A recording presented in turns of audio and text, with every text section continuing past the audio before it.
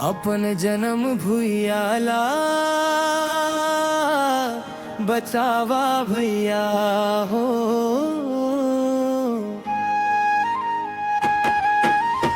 अपन जन्म भुइयाला बचावा भैया हो। जंगल जंगल हरियर बनावा भैया हो। नदिया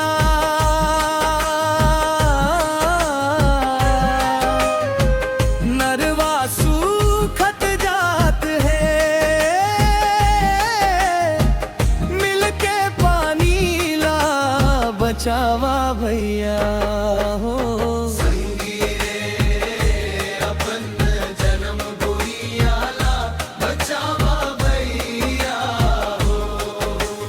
अपन जन्म भुइयाला बचावा भैया हो।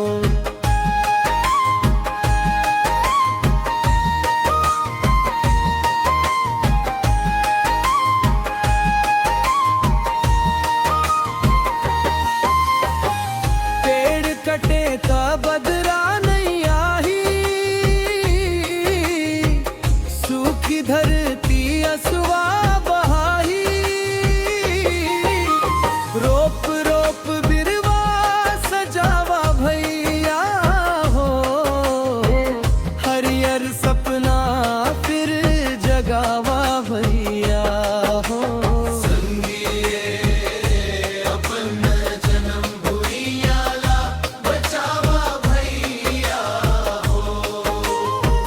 महुआ तेंदू साल हमर धन है, एमा बसत पुरखा के मन है।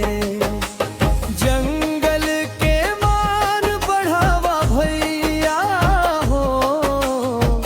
धरती मायाला निभावा भैया हो।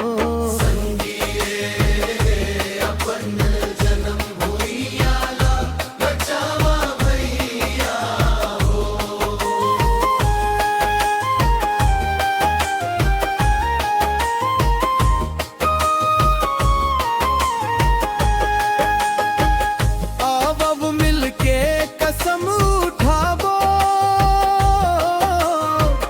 नरवा गरवाला फेर सजावो। आने वाला पीढ़ी बचावा भैया हो। अपन जन्म भुइयाला बचावा भैया हो। अपन जन्म भुइयाला बचावा भैया हो। जंगल जंगल हरियर बनावा भैया हो।